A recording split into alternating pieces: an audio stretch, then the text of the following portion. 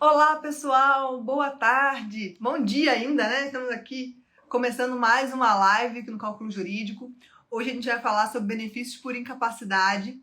Então, para quem não me conhece, eu sou a Michelle Mello. Daqui a pouco a gente vai receber a doutora Priscila Reis, do escritório Reis e Centeno. Vai comentar para a gente um monte sobre como que eles trabalham com essas questões no escritório.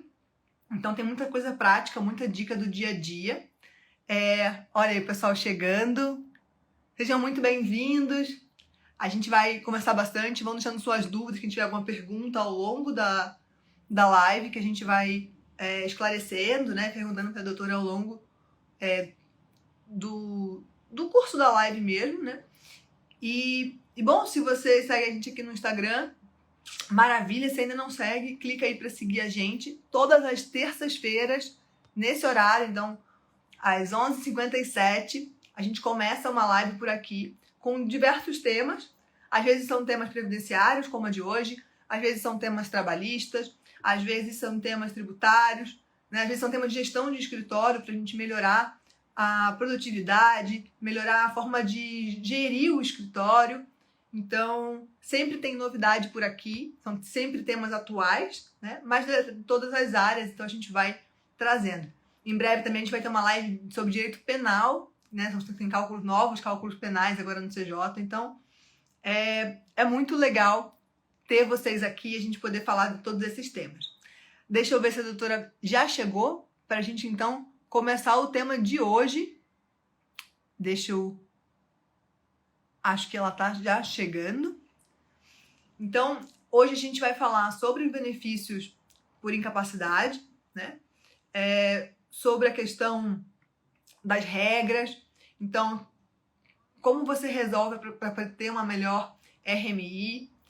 Daí, então, a gente vai poder tirar essas dúvidas, de repente ver a estratégia que elas utilizam no escritório e daí também gerar, quem sabe, um checklist, algumas orientações para você ir seguindo no dia a dia, né? Isso faz diferença da parte prática, então é importante que a gente aproveite os aprendizados aí de quem está no dia a dia há tanto tempo, que possa passar para nós essas dicas e juntar com todas as questões que a gente já tem, aproveitar com os casos de clientes, alguns clientes nossos, né, alguns clientes vão chegar para vocês com casos semelhantes, então é maravilhoso.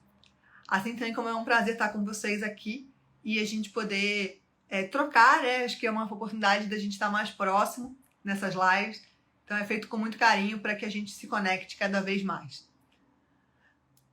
Doutora Priscila, vamos aqui, deixa eu ver que eu fui conversando com vocês, dando aqui os acenos, e daí eu tô querendo ver se a doutora Priscila já entrou. Então vamos lá.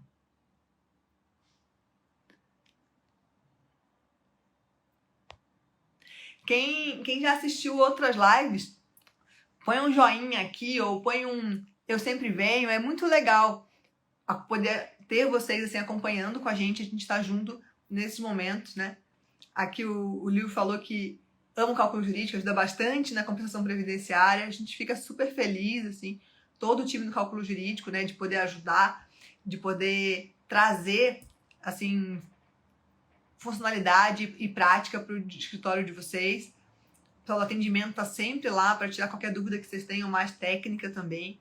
Então, é um trabalho conjunto, né? Um trabalho de parceria que os escritórios acabam fazendo com o cálculo jurídico. A gente trata e tenta ajudar em tudo que a gente pode, seja com os conteúdos, então conteúdo do blog, né? O conteúdo do blog é bem vasto, a gente tenta manter sobre todas as áreas, como eu falei, assim como nas lives, e também os vídeos aqui no Instagram, alguns vídeos no YouTube. Então, se vocês já, o Livio falou que tá sempre aqui, colocou lá o joinha, que massa.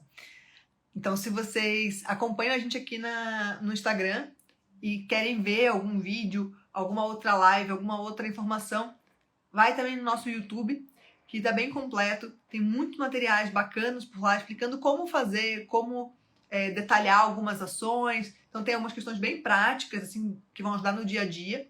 Segue a gente por lá também, ativa o sininho.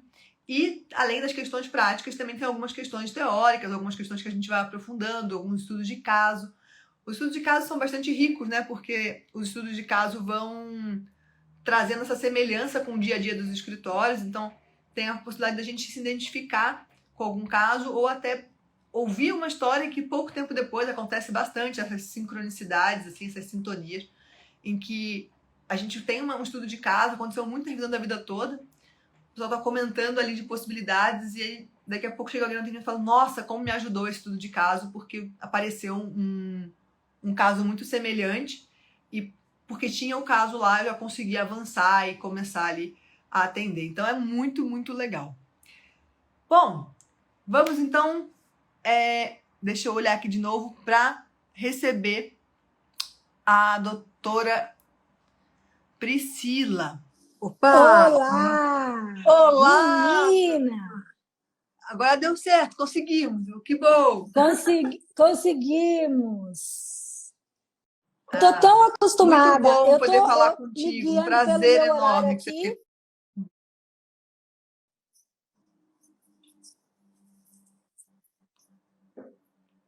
Como é que está a conexão aí? Olha, agora tá ok. Tinha dado uma pequena falhazinha. Eu fui mexer aqui para melhorar a conexão. Melhorou?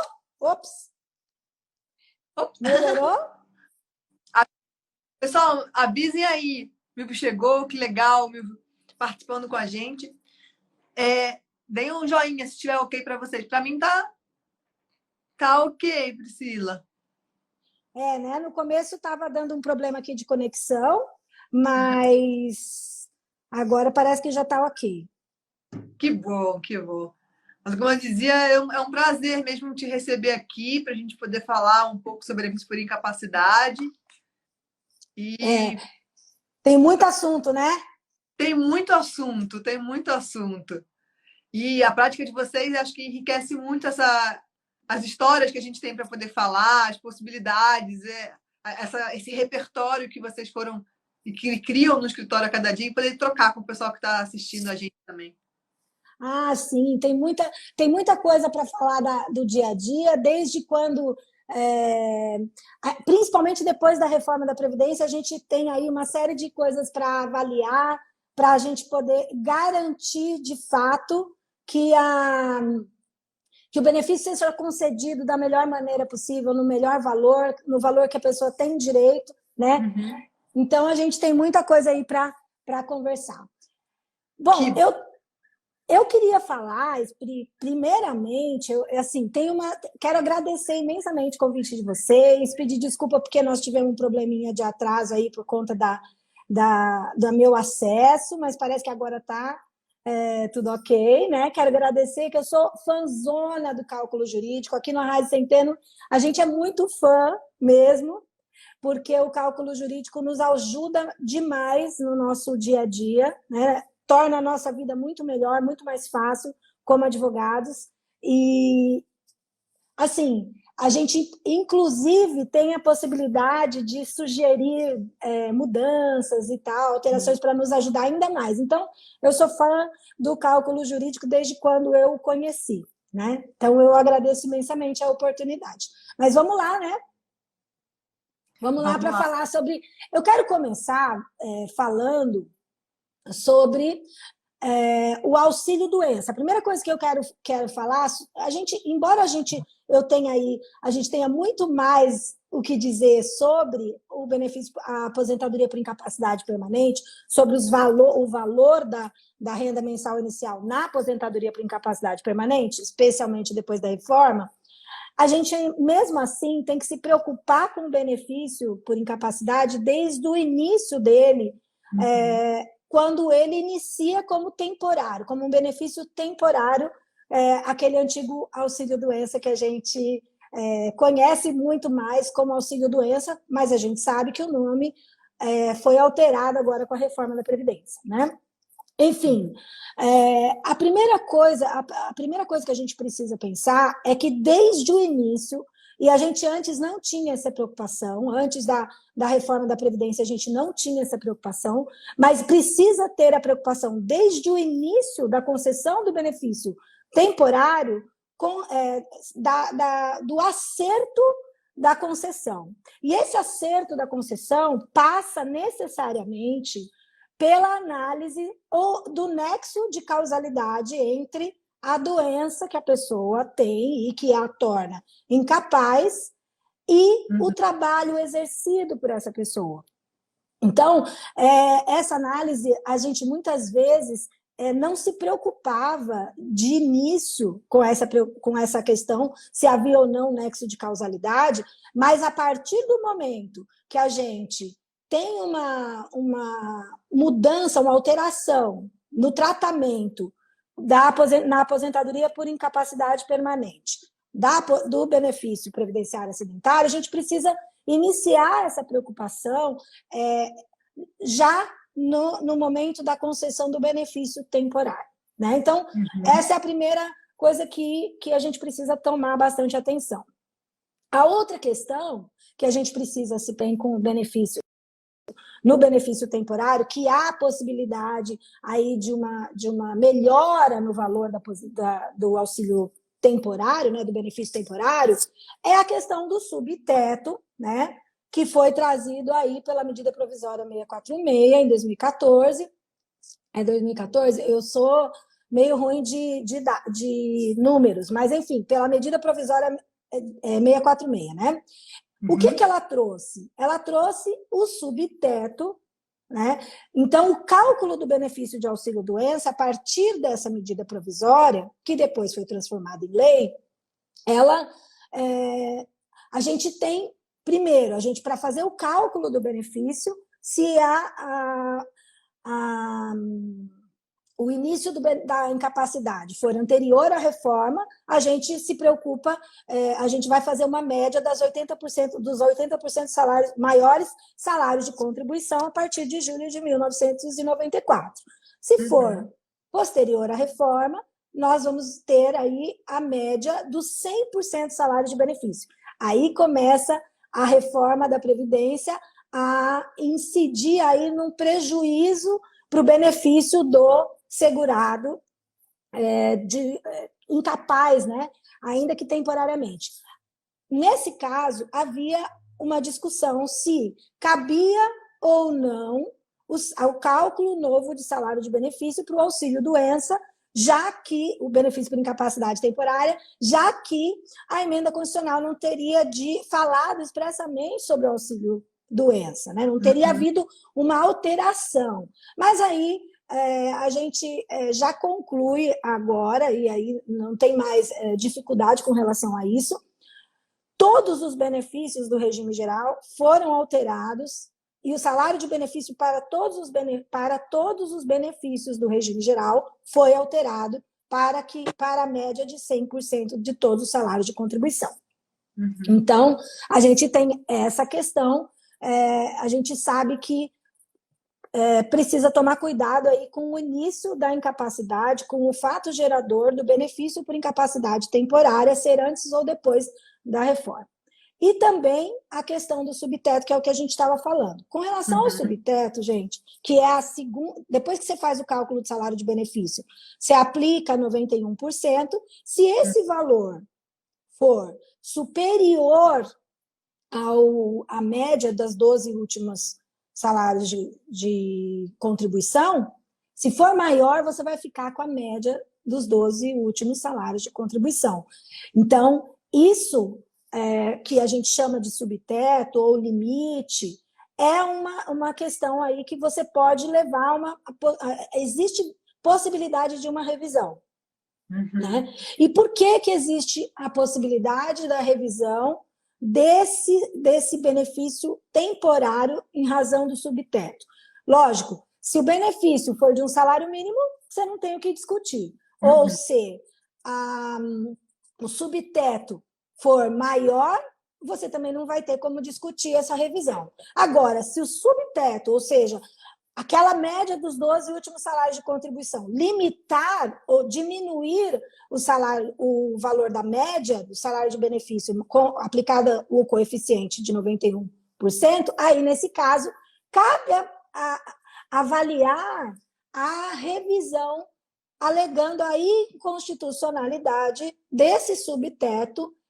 E aí eu vou assim, resumidamente, dar o fundamento dessa inconstitucionalidade.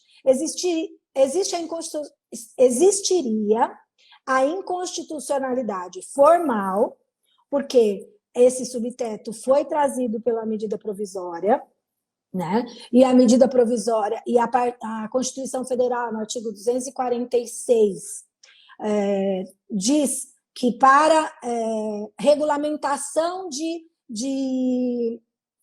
da Constituição, de qualquer alteração trazida entre 95 e 2001, não pode haver a regulamentação por medida provisória. E essa medida provisória, que trouxe o subteto, é a 664 de 2014, sim, depois eu achei aqui o ano, ela regulamentou a questão do equilíbrio financeiro e atuarial. E o equilíbrio financeiro e atuarial não existia na Constituição Federal de 88, ou seja, originariamente não existia. Passou a existir somente com a emenda constitucional de 98, a emenda constitucional 20. Então, a primeira questão é essa. Então, já no auxílio-doença, a gente tem que se preocupar com o nexo de causalidade ou com causalidade entre o trabalho e a doença, e isso a gente pode, além de buscar as informações junto ao segurado, junto ao nosso cliente, fazendo uma consulta bem feita, né, uma entrevista bem feita, pesquisando os gestos laborais, pesquisando com ele as atividades de fato exercidas e não a função que consta na carteira de trabalho, isso tudo vai nos auxiliar a avaliar se existe nexo técnico epidemiológico que está previsto lá no anexo do decreto 3.048. Então, o que a gente faz? A gente pega o CNAE da empresa, né, que é a atividade econômica da empresa, que está lá no CNPJ, está lá na certidão, você tira a certidão do CNPJ da empresa, tem lá o CNAE da empresa, né? E você vê se o número do CNAE cruza com a CID da doença que gerou a incapacidade para o seu cliente. E, nesse caso, você tem o nexo técnico epidemiológico e vai dar uma forçadinha no INSS para que ele conceda, né, para que o perito reconheça esse nexo e conceda o benefício de início corretamente. E a outra você quer fazer uma pergunta? Não, eu ia só comentar para quem chegou agora, na verdade. Então, localizar o pessoal, né? A gente está falando aí do auxílio-doença, agora não tem mais esse nome, mas ainda do auxílio-doença, da necessidade de comprovação do nexo de causalidade, e aí está explicando como que a gente faz essa comprovação pelo CNAE da empresa, associando aí a CID da doença que gerou a incapacidade. É isso? É isso mesmo. Então, tá. É isso mesmo. E, então, essa é a primeira coisa que o advogado previdenciarista precisa se preocupar assim que recebe um cliente que tem uma incapacidade ou alega uma incapacidade, né? E eu dizia que a gente não se preocupava tanto com isso inicialmente antes da reforma, e agora a gente já sabe que precisa se preocupar desde o início. Outra questão que a gente falou foi do subteto, a possibilidade de revisão do subteto, né? Quando ele limita, diminui, reduz o valor do auxílio-doença pelo subteto, é possível fazer a alegação da inconstitucionalidade por conta lá do artigo 246 da Constituição Federal, proibir a regulamentação por medida provisória. Deu uma travada aí? Voltamos? Deu, mas foi só agora falando da emenda constitucional, mas eu acho que o pessoal pegou, então, o motivo da inconstitucionalidade, justamente porque não havia possibilidade de uma emenda constitucional trazer uma fundamentação diferente que prejudicasse. Isso. Agora, o assunto assim estou travando de novo. O assunto mais assim que vai nos dar mais oportunidade de trabalho e de conseguir aí um benefício para os nossos clientes justo, né, e correto, no meu entendimento, é a discussão muito maior na questão da aposentadoria por incapacidade permanente, porque a gente sabe que a partir da reforma da Previdência, que entrou em vigor dia 13 de novembro de 2019, a gente passou a ter um tratamento diferenciado a depender da causa da incapacidade. Então, toda vez que o segurado tem uma incapacidade decorrente de um acidente de trabalho ou de uma doença ocupacional, o benefício de incapacidade permanente será de 100% da média do salário de benefício, né? Agora, quando a gente está falando de uma incapacidade decorrente de uma doença grave ou de uma doença comum não relacionada ao trabalho, ou de um acidente de qualquer natureza, nós teremos um benefício reduzido, porque aí o benefício passa a ser de 60% da média, mais 2% ao ano, que ultrapassa 15% para as mulheres e 20% para os homens, né? Bem, isso só para a gente estar na mesma página, iniciar aí com a regra que hoje existe. Mas aí, o que o advogado precisa ter em mente, né? Existem diversas possibilidades, né, de você avaliar e melhorar essa condição do segurado, aumentando o valor desse benefício por incapacidade permanente, porque existem algumas possibilidades de revisão, né? Existem algumas possibilidades de revisão. A gente está falando de revisão, mas o advogado ele pode já, antes da concessão, se preocupar com todas essas questões para tentar conduzir o benefício a ser concedido da maneira correta, né? E o que o advogado precisa se preocupar? A partir do momento que a gente tem um benefício por incapacidade comum, né, previdenciário, não relacionado à doença ocupacional ou acidente de trabalho, então as preocupações são, primeiro, de fato, não tem nenhuma relação de causalidade, a concessão do benefício, ele foi correta, a concessão foi correta, não existe nem causalidade, nem concausalidade, ou seja, e aí, porque as pessoas acham que muita gente acha que a relação tem que ser direta, mas a causalidade pode ser concausal, pode ter. Isso é uma coisa que eu queria que você falasse um pouquinho mais, Priscila, como que a gente faz a questão da concausalidade, porque eu acho que só pode ter dúvida mesmo, como você estava comentando, achar que só tem que ser direto, né? Sim, os artigos 19, 20 e 21 da Lei 8.213 prevêem, esclarecem o que é causalidade com causalidade, né? E dizem, na verdade, o que é considerado doença ocupacional, né? Que vai ser equiparado ao acidente de trabalho. A concausa é porque dificilmente você tem um problema de saúde que está exclusivamente relacionado ao seu trabalho. Porque as pessoas têm, as doenças têm várias causas. Por exemplo, um exemplo muito comum de ter problema de reconhecimento de causalidade são as doenças psiquiátricas, né? Porque nós temos uma base, a alegação, muitas vezes, numa perícia, a informação que o perito traz é, olha, não dá para saber se tem relação com o trabalho, porque a depressão é multicausal, porque as pessoas, de fato, elas podem, algumas pessoas são mais propensas e outras menos propensas. Fora isso, a gente é um ser humano inteiro, né? Então, às vezes você tem uma causa no trabalho, como, por exemplo, uma exigência de meta exagerada, uma pressão exagerada, acúmulos exagerados de funções que você não dá conta de fazer, ou então jornadas muito extensas, enfim, você tem ali uma causa no trabalho que pode te adoecer. Mas, ao mesmo tempo, você pode ter um problema familiar. E isso, o que acontece com o perito? Muitas vezes o segurado vai e fala, olha, estou com um problema no meu casamento, meu filho está doente, meu filho está usando droga, sei lá, algum problema de saúde na família ou um problema de relacionamento familiar, por exemplo, E aí o perito quer atribuir somente a essa causa o adoecimento e a incapacidade.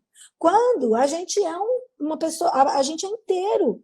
A gente não é metade para o trabalho, eu aqui, Priscila, sou Priscila do trabalho, é uma pessoa, a Priscila na casa é outra. Não existe isso.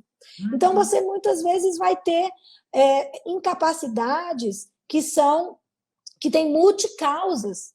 Além da causa no trabalho, existem outras causas. E isso não vai excluir a natureza desse benefício, ele tem que ser concedido como benefício acidentário, porque existe, ainda que uma das causas somente seja o trabalho ou o ambiente de trabalho, né? Ou, por exemplo, outra coisa muito comum também é quando a gente tem ali a pessoa está tem condições, tem todas as condições para desenvolver uma doença, mas não desenvolveu. Tá? E aí o trabalho desencadeia ou antecipa, por exemplo, uma doença degenerativa. Né?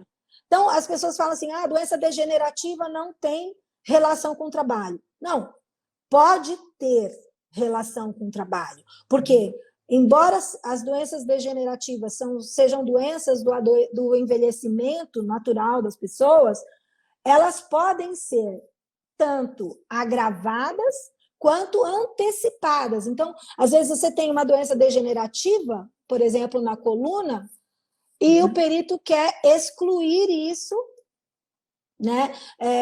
Em razão disso, quer excluir a natureza de acidente de doença ocupacional, porque diz, olha, é uma doença degenerativa. Qualquer pessoa no envelhecimento pode ter, independente do seu trabalho. Sim, mas essa pessoa desenvolveu com 30 anos de idade. E o natural, pelos estudos médicos, é que essa doença venha a aparecer com 50 anos de idade para frente. Então, a gente tem que avaliar, a gente não pode partir simplesmente do nome da doença, a gente não pode partir simplesmente do que é mais, do que é corriqueiro. Não, tem que haver uma investigação melhor, e aí eu sempre digo que advogado e segurado tem que contar com um médico ou um grupo, né, de médicos que auxiliem aí na análise inicial desse benefício, se você tiver alguma dificuldade com a questão médica, todo mundo tem, nós somos advogados, não somos médicos, né? Então, aí você tem que ter com quem contar, né? Mas vale a pena. Não, com certeza, e é muito importante, assim, abrir, né, essa reflexão de que tem muitas doenças que têm multicausalidade, que a gente precisa ter esse olhar investigativo, um olhar mais curioso e técnico de outras facetas, tanto dentro do escritório, a questão mais jurídica mesmo, técnica, e entender os embasamentos, mas também de pegar esse apoio e esse reforço médico, que é fundamental para poder destrinchar ali, ver se realmente não tem nada para garantir, né, como você falou no começo, se o enquadramento foi feito correto, se está tudo certo, ou se não, ou se ali realmente ainda tem espaço para alguma discussão. Exatamente. Eu já vi casos, por exemplo, tive casos de bipolaridade, por exemplo, que é uma doença incurável, né? Não tem, é uma doença psiquiátrica incurável que não tem, em princípio, relação com o trabalho. Não tem. Eu tive um caso de um frentista que, na verdade, ele já era bipolar, mas ele não estava não estava incapaz para o trabalho, e aí ele sofreu vários assaltos enquanto frentista de um posto de gasolina, aqui em Campo Grande mesmo. E aí o que aconteceu? Ele ficou incapaz de maneira permanente em razão dos diversos assaltos, porque ele foi ficando mais complicado o controle da doença, que não é uma doença ocupacional em princípio, mas foi reconhecido, nesse caso, que tinha relação de concausalidade à incapacidade permanente por conta dessa situação, né, de acidentes diversos, ou de acidentes não, de assaltos diversos que ele tinha sofrido dentro do local de trabalho. Porque E esse é só um exemplo. não, são eventos que A aumentam gente está muito, com delay. que impacta. Estava dizendo que são eventos que estressam muito, que impactam muito, né? Todas essas questões psiquiátricas, você imagina. Não é como você falou, são casos de sucessivos assaltos, né? Exatamente. E aí, por conta disso, esse benefício, vamos dizer, se fosse depois da reforma, a concessão, teria que ser no valor integral. Então, assim, a primeira coisa que a gente, como advogado, precisa se preocupar é: existe nexo entre a doença ou o trabalho? Existe. Se existe, ok, o benefício é integral, né, 100% do salário de benefício, não tem redução em razão de coeficiente, não está relacionado ao tempo de contribuição desse segurado. A segunda possibilidade que a gente vê como também importante para avaliar a questão da renda mensal inicial do benefício por incapacidade permanente é a data em que iniciou a incapacidade. E, nesse caso, eu tenho pego, eu fiquei assim horrorizada com o que está sendo feito pelo INSS em diversas situações. E não foi uma, nem duas, nem três casos que a gente pegou, não. A gente tem pego vários casos pelo país que está acontecendo o seguinte: a pessoa está recebendo um benefício por incapacidade há anos, né? Então está recebendo um benefício por incapacidade há anos, um temporário, e aí é chamado para fazer uma perícia de revisão, uma perícia de pente fino, né? Uma perícia de revisão.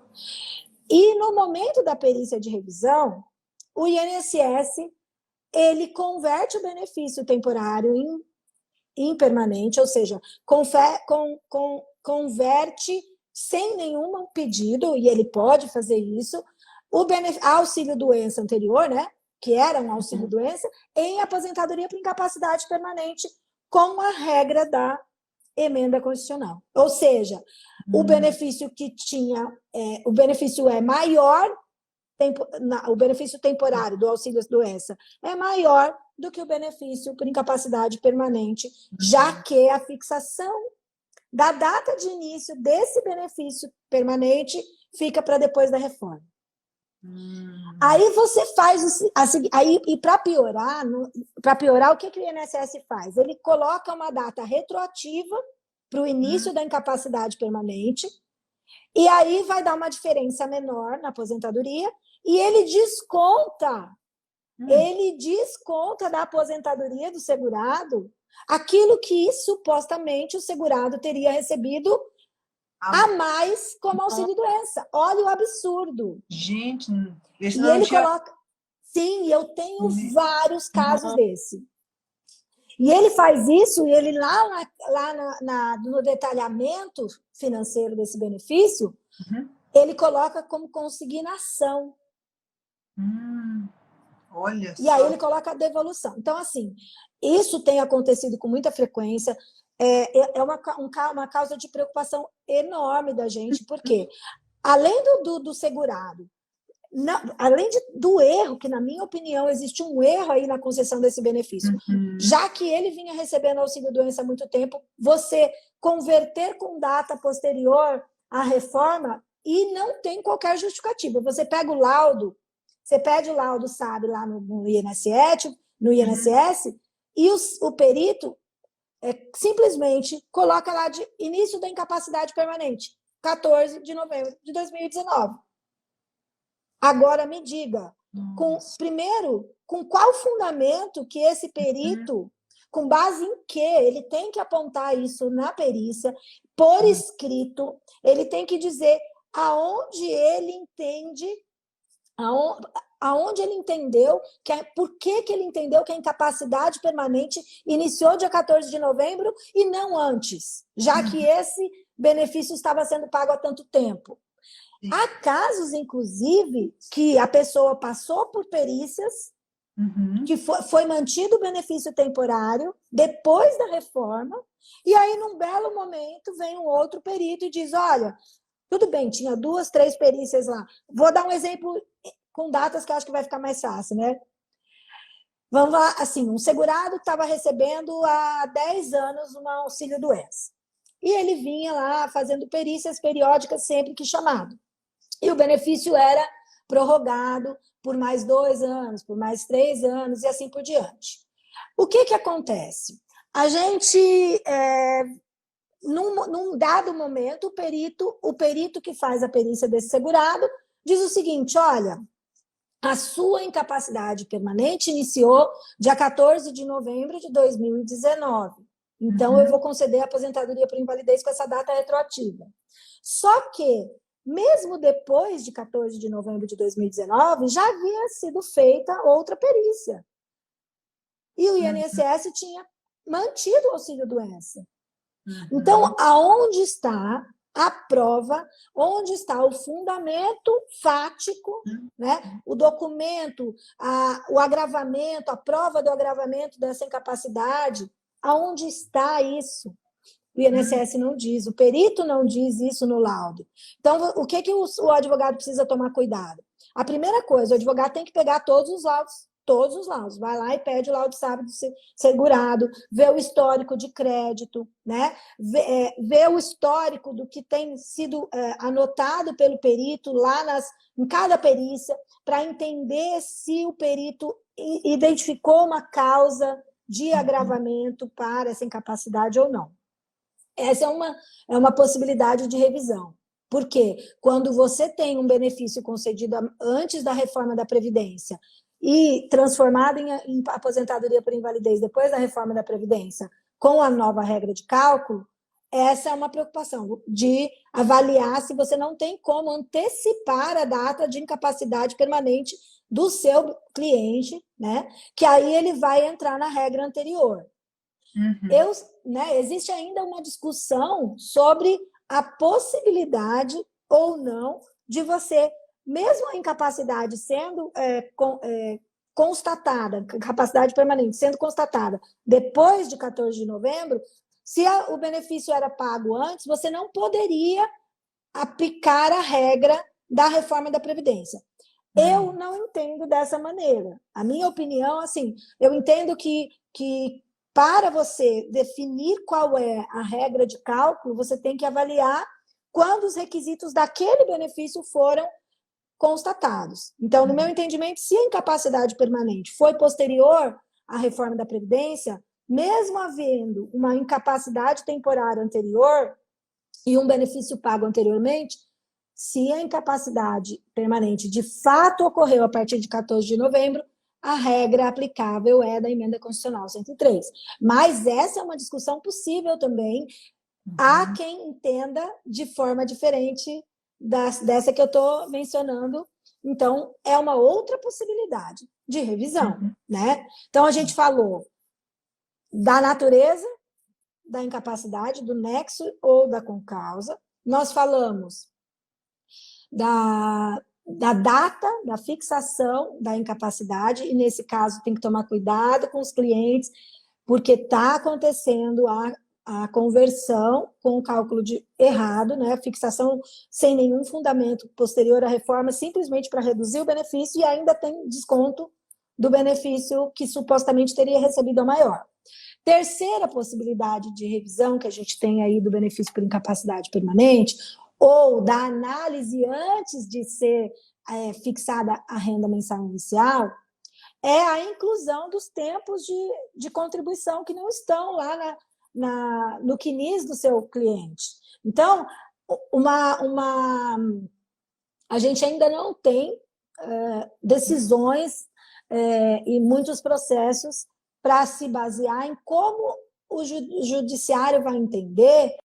Em que momento o judiciário vai entender que tem que ser discutido, por exemplo, se a gente for para o judiciário, em que momento tem que ser discutida a inclusão ou não, o reconhecimento ou não do período, se durante o processo de conhecimento ou numa fase de liquidação. Mas o que a gente tem que se preocupar já na fase administrativa, e às vezes até é uma maneira do advogado capitalizar aí, de maneira periódica seus clientes, porque o cliente manter o CNIS atualizado, com todos os vínculos, com todas as informações, data de saída de todos os vínculos, complementar os valores menores ao salário do que o salário mínimo, né, do que o limite mínimo de contribuição, enfim, se preocupar com o tempo de contribuição que o seu cliente tem, mesmo antes dele ser considerado uma pessoa incapacitada permanentemente. Então, já desde quando ele te procura, desde quando começa a receber um auxílio-doença, aí é interessante se preocupar se há ou não tempos, como a gente chama, escondidos do CNIS.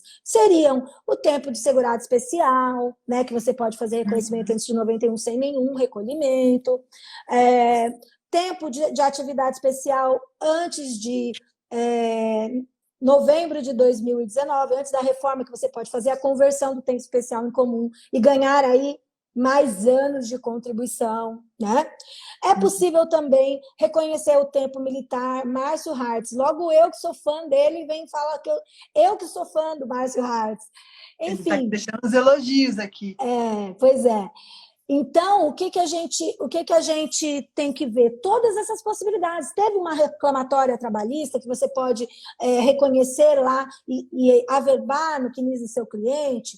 Existe a possibilidade de fazer, de reconhecer tempo especial antes de 2019, de tempo de escola técnica com remuneração, né, contrapartida da União, ou então, por exemplo, tempo militar. Todas essas possibilidades, elas elevam o tempo de contribuição do segurado e, por consequência, quando não há os casos que a gente falou anteriormente, você tem que se preocupar com essa questão do tempo de contribuição. E aí, você aumentando o tempo de contribuição, necessariamente você vai melhorar aí o coeficiente, porque a cada ano que ultrapassar 15 anos para a mulher e 20 anos para o homem, você ganha 2% no coeficiente, né, dessa média, salário de benefício.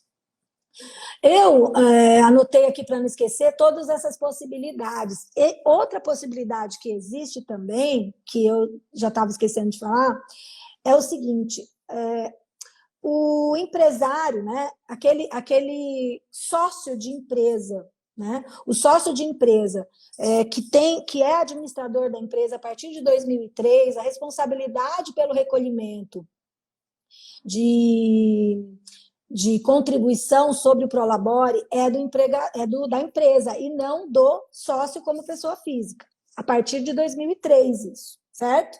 Então, entre 2003 e 2019, quando a reforma entrou em vigor, nesse período todo, ainda que não haja contribuição,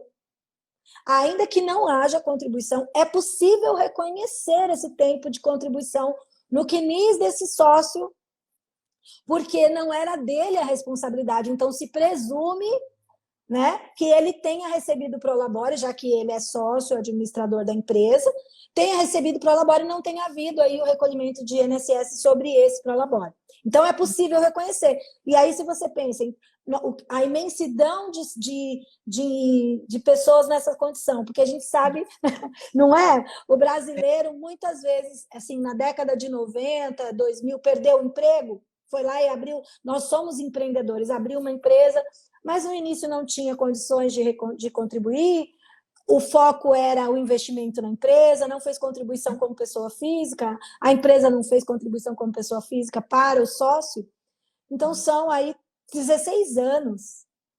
São 16 anos. E aí, se você pensa numa pessoa que tem uma empresa nesse período todo e não fez recolhimento, é possível você incluir esses 2% ao ano nesses 16 anos. Né? E essa presunção, ela é também aceita pelo próprio INSS. Então, pedindo isso no INSS, comprovando com contrato social, é lógico, o reconhecimento vai ser sobre um salário mínimo, se você não tiver prova de remuneração nenhuma. Mas, de qualquer forma, para fins de benefício por incapacidade, que você conta o número de anos e não, aí você pode melhorar aí o coeficiente. Tem que avaliar, é lógico, fazer o cálculo no cálculo jurídico, porque diminui a média. Sim. Pode diminuir a média. Isso é que a gente fala do trabalho conjunto, né? Toda essa análise você pode pôr no programa e comparar ali, ver se faz sentido mesmo para cada cliente. A Mônica estava perguntando, Priscila, se esses tempos escondidos eles repercutem também na carência. Não, por exemplo, o serviço militar não. Existem períodos que sim, existem períodos que não.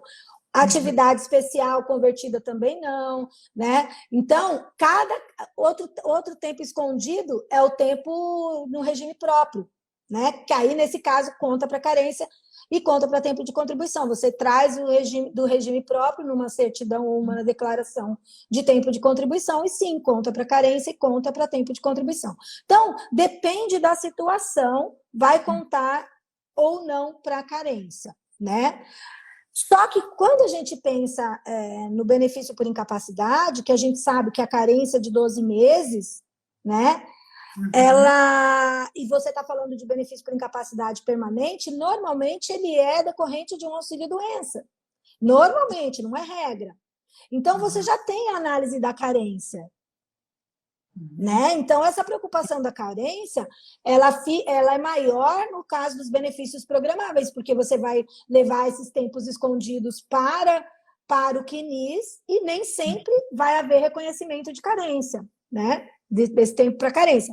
Mas, enfim, os benefícios por incapacidade, para a gente ter uma renda mensal inicial melhor para o segurado, precisa se preocupar com essa questão também dos tempos escondidos. E aí a dica que eu dou com relação a isso eu entendo que é possível você acompanhar os seus clientes e fazer aí uma mensalidade, né, uma cobrança mensal de algumas situações, um valor reduzido, é lógico, né? Ou proporcional à renda desse cliente, porque para que ele seja acompanhado durante a vida dele até a aposentadoria, ou então desde quando ele descobre, né, numa análise, numa consulta, que ele tem um problema lá, tem vários tempos escondidos, além de você conseguir contratar esses serviços específicos, né, para reconhecer tempos escondidos, você depois pode manter o seu cliente, fidelizar o seu cliente, né? Porque a partir de agora a gente tem que se preocupar anualmente com as contribuições. Será que tem contribuição lá abaixo do salário mínimo? Né? Eu preciso fazer complementação, porque se eu não complementar, ele não vai ser considerado para tempo de contribuição. Então, tudo isso é uma preocupação do advogado para garantir aí uma situação melhor para o seu cliente e também para si mesmo, porque é uma oportunidade de trabalho. E muitas vezes, e antes de alegar qualquer coisa, antes de qualquer alegação, ou da tese de inconstitucionalidade, que a gente ainda não falou, vai falar, ou da questão do nexo, ou da questão dos tempos escondidos, antes de qualquer coisa, eu recomendo que faça o cálculo do benefício nas duas possibilidades, nas possibilidades. Por exemplo, sem o reconhecimento, com o reconhecimento, para avaliar se tem um ganho de fato.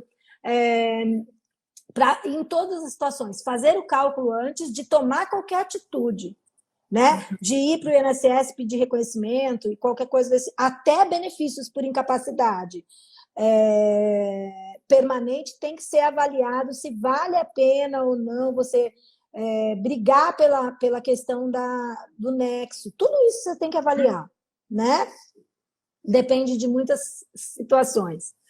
Bom, relações vão fazendo com que você tome uma melhor decisão e possa acompanhar o cliente com mais clareza, até para explicar para o cliente o que está acontecendo, porque às vezes você vai pedir um monte de documentos, explicar um monte de coisa, mas doutora, você não vai fazer, doutor, você não vai seguir, daí você também ter clareza de dizer, não, olha, a gente tem essa possibilidade, mas no seu caso é melhor não fazer por isso, porque não fazer também é uma opção, né? Exatamente, não fazer tem que ser uma opção se for a melhor. Tem que ser a opção escolhida se for a melhor. E só tem um jeito de saber. Eu falo sempre que eu não dou informação sobre valor de nada sem fazer cálculo. Não tem essa de conforme a sua experiência, você acha que vai ser quanto. Espera lá. Não, cálculo tem que ser feito. Não adianta eu jogar, que é matemática. Tem que fazer cálculo, ponto. Né? Enfim, nós vimos aí 3 possibilidades, e a última que eu queria trazer, que é uma possibilidade, uma condição, uma necessidade também, porque a gente vai ter que discutir isso para essa questão do cálculo da incapacidade permanente, a gente tem que levar para a discussão no judiciário se essa regra, tratamento diferente entre incapacidade decorrente de acidente ou doença ocupacional e a não decorrente de acidente e doença ocupacional, ou seja, a incapacidade permanente previdenciária, pode ser tratada de maneira diferente. Será que pode ou não?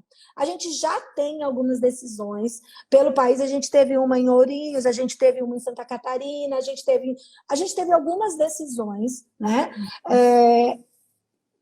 Reconhecendo a inconstitucionalidade dessa nova regra de cálculo da incapacidade permanente trazida pela reforma da Previdência relacionada ao tempo de contribuição para casos de doença comum.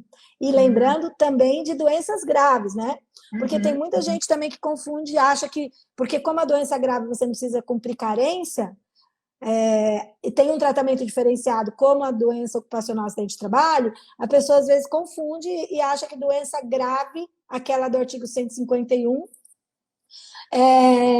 as doenças graves, aquelas do artigo 151, são também o mesmo tratamento da doença ocupacional. E não, é doença grave? Ok, mas ainda sendo doença grave, há o cálculo da renda com base na regra de incapacidade comum, né?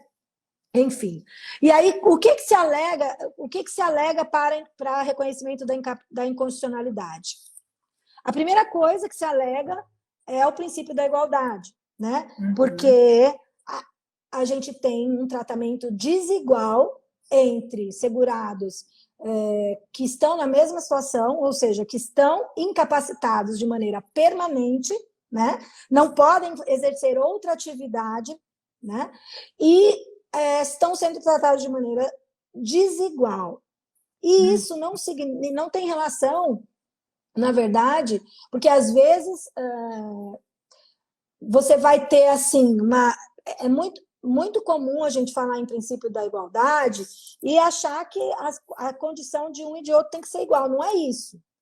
O princípio da igualdade, nesse caso, o que a gente tem que avaliar é se a justificativa para tratar diferente o segurado acidentado ou com uma doença ocupacional e o segurado que não tem uma doença ocupacional, se essa justificativa ela permite esse tratamento desigual. E não foi entendido que não, em algumas decisões, e eu entendo que não também, por quê? Porque a condição que dá o direito ao benefício por incapacidade, a aposentadoria por incapacidade permanente, é a incapacidade permanente, não é a natureza. Então, você tem câncer, você não tem, mesmo que você fique incapacitado, você não tem direito. Não, o que torna o requisito é a incapacidade. Então, os dois estão na mesma situação. Eles dois precisam da mesma cobertura do risco. O risco social é o mesmo. Então, não tem justificativa para o tratamento desigual, né? A outra questão é a razoabilidade, a proporcionalidade. Veja como que é razoável um benefício temporário ser maior, e aí você tem que fazer o cálculo, porque nem todas as situações o benefício temporário será maior do que o benefício permanente, a aposentadoria por incapacidade permanente. Nem sempre é igual, o auxílio-doença será maior, tá? Tem que tomar muito cuidado com isso, fazer o cálculo antes de alegar isso. Porque você leva para o judiciário uma discussão dessa, você tem que ter certeza se o benefício temporário, de fato, é maior do que a aposentadoria por incapacidade permanente. E sendo, não há razoabilidade. É um princípio... claro, como é que você pode permitir dizer que é razoável, que não viola o princípio da razoabilidade, o fato de você reduzir o benefício na medida em que a doença se agravou e se tornou inviável uma recuperação, ou pelo menos dificílima a recuperação? Além de tudo, quando você pensa que no benefício temporário, nem sempre o segurado está proibido de trabalhar. Às vezes ele tem mais de uma atividade, está incapaz para uma atividade e pode, em tese, exercer outras atividades e não perder o benefício, como está no artigo 60. Né? Acho que parágrafo 6º e 7º do artigo 60 da Lei 8.213. Ou seja, aquele segurado que está temporariamente incapacitado pode exercer uma atividade, ou mesmo que não possa, enfim, mas está temporariamente incapacitado, vai receber um benefício maior do que aquele que está incapacitado permanentemente. Então, não há razoabilidade, não há proporcionalidade. Né? Então, essa é uma outra alegação. A outra alegação é o princípio da irredutibilidade. Então, como é que você reduz um benefício? Né? Na verdade, há vários princípios, e aí você tem que fazer vai ter que desmembrar e dissecar isso, né? E aí, como advogado, você tem que ter essa estratégia e pensar em todas essas possibilidades antes. Sim.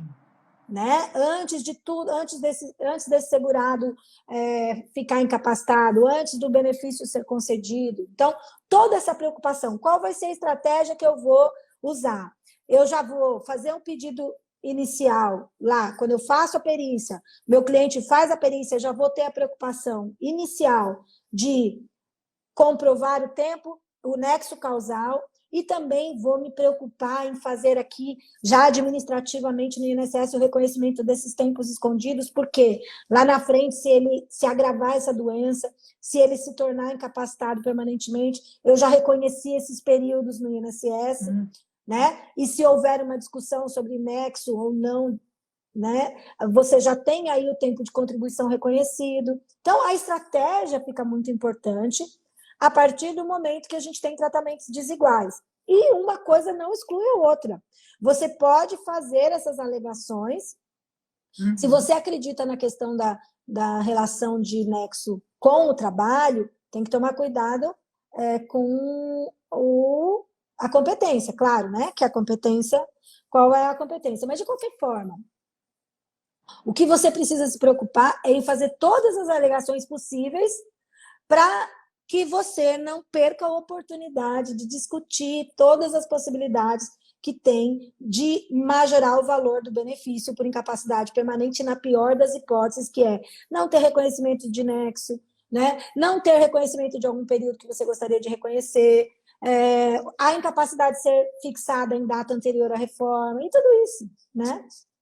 Nossa, eu acho que foi um horário assim, do almoço muito privilegiado. Quem pôde ouvir, assim, você estava falando, assim, agradecendo, porque eu acho que são pontos bem cruciais, assim, de dizer, olha para esse, olha para esse, olha para esse, tipo, confere, porque são pontos importantes, é quase um checklist do, olha, veja esse primeiro.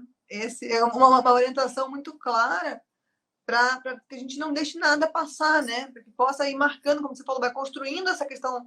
É uma espécie de narrativa que o advogado vai construindo nessa estratégia e vai pontuando ali cada uma dos elementos, né, para que fique claro também o que aconteceu, quando aconteceu.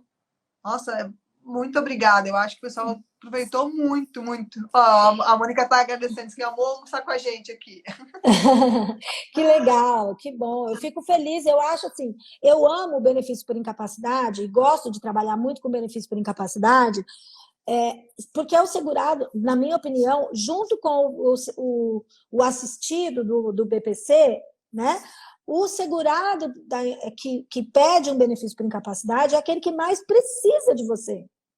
Né? É aquele que, na regra geral, é lógico. Então, a gente tem que tomar um extremo cuidado com esse segurado, porque ele depende do seu trabalho bem feito, não dá mais para fazer. Antes da reforma da Previdência, por exemplo, muita gente ia direto para o juizado sem discutir nexo, porque, como não fazia diferença se havia ou não, e o juizado normalmente é mais rápido, muita gente ia direto para o juizado. Eu sempre fui contra isso, porque tem repercussões negativas nos direitos do trabalhador, né? Então, direitos Uhum. trabalhistas acabavam ficando muito prejudicada o segurado. Mas agora é um pecado mortal você fazer isso, né? Uhum. Como advogado, você não pode de maneira nenhuma fazer isso. Tem É, que é abrir, avaliar. é abrir mão de uma coisa que pode mudar, como você falou. Às vezes é a pessoa que mais precisa do teu olhar ali apurado e se passar adiante, aquela pessoa vai ficar muito sensibilizada ou vai perder uma oportunidade que mudaria muito a vida dela, né? Mudaria muito o dia a dia ali. Então não dá para ficar alheio, não dá para pescar, assim, para piscar em nenhuma dessas Não, oportunidades de majorar ali, de melhorar o benefício. tem que Nossa, fazer esse caminho todo, né? tem. Acho que não sei nem como te agradecer mais uma vez pelo teu tempo, pela sua Imagina. didática, assim, o carinho de explicar a. Eu estava comentando que é a rainha do déficit de incapacidade. Eu E é sou, mesmo. eu tenho um pouco de dificuldade para lidar com o Instagram, não estou muito acostumada, né? Eu estou mais acostumada com o YouTube, que a gente faz live todo dia, mas foi um prazer enorme, foi um prazer enorme estar com vocês. Peço mais uma vez desculpa pelo atraso, porque eu tive um probleminha técnico, né? Mas, de qualquer forma, estou à disposição. Quem quiser me. Há algumas decisões aqui que eu já fiz aqui um apanhado, eu tenho algumas decisões de incapacidade, de inconstitucionalidade do artigo 26 pela reforma. Quem precisar, manda lá um direct para mim. Vou ter prazer em auxiliar, porque a gente está aqui para se ajudar, não é mesmo? É isso, é criar essa rede de apoio, né? Da gente trocando experiência. Essas lives são para isso, assim. A gente fica muito feliz que você estenda isso para quem for lá pedir uma ajuda no direct. Então sigam também. Doutora Priscila, aqui está o Instagram, tem lá o YouTube também, o pessoal está sempre postando conteúdo lá na Raiz de Centeno. É todo dia que tem conteúdo lá novo, né? Ou quase Todo todo dia. dia, né? Todo dia. Não, todo dia. Hoje eu não vou fazer live lá porque eu estou aqui com vocês. Mas todo dia tem live. Hoje à noite, por exemplo, a Carolina vai fazer uma live sobre PCD lá no nosso canal com uma colaboração de um advogado que só atua para PCD e ele é PCD. Então, é Olha, uma super colaboração que a gente vai ter agora no final do dia lá no nosso canal. Vou convidar vocês para assistirem essa live da Carolina. sim, não perca, Carolina, um abraço para você também. A Carolina já participou com a gente em outros momentos, então sempre vocês são muito bem-vindas. É um privilégio grande. Uma boa tarde para todo mundo que participou. Continue então acompanhando o pessoal lá na Rádio Centeno, todos os conteúdos diários. E aqui pelo Instagram também, a gente no Cálculo Jurídico está sempre trazendo conteúdo para a gente ir trocando e aprendendo junto. E tem uns artigos muito bons lá no canal do Cálculo Jurídico para quem deseja se aprofundar nesse assunto. Olha aí, tá aí a dica, então. Quem não viu, corre lá para dar uma olhadinha também no blog. Pessoal, então até a próxima terça-feira. Doutora, muito obrigada, Priscila, por Eu que agradeço. todo o carinho e a explicação técnica tão apurada e didática de sempre. Até. Obrigada. Obrigadão por ter ficado com a gente. Até semana que vem.